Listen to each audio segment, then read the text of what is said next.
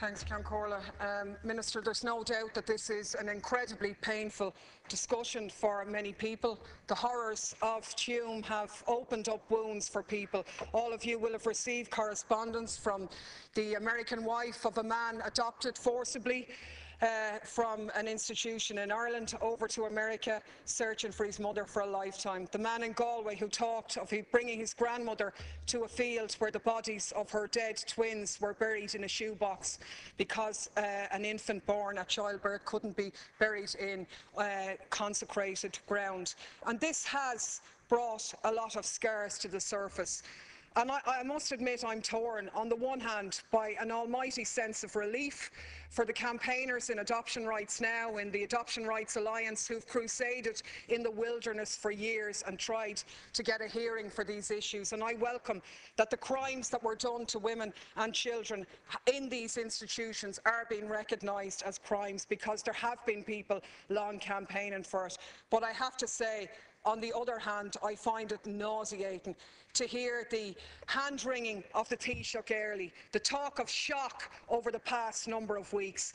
Shock. The only shock about this is that it's taken our society so long to address it. Your own department, Minister, had a fulsome report submitted to you last year by the survivors of Shanross Abbey, which documented some of the horrors which are now in the public domain. Hundreds of children buried unmarked and unrecognised there. We know from the visits made by the health services in the 40s to Tuam, where they talked about children pot-bellied, fragile, emaciated, high mortality rates in existence. The state knew about these issues all of the time. In 2002, Brian Lenihan brought forward a report, the AIR Project, by the Department of Health, to look at records in institutions. Those records, which are a fully archived standard, deal in many instances with mother and baby homes. They deal with information whereby the Legion of Mary sought state funding and yet had high levels of infant mortality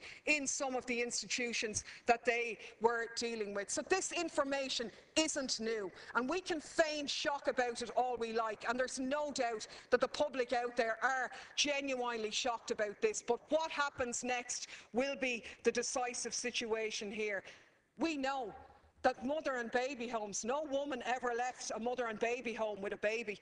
The baby either died in poor circumstances or it was given up for adoption, in most instances illegally, forced from that woman without the appropriate documentation, without the support and backup. And the issues of the survivors and access to adoption records has now come fully centre stage. I think you will be judge, Minister, on how this Commission of Inquiry conducts itself. I'm very glad to see that we have one.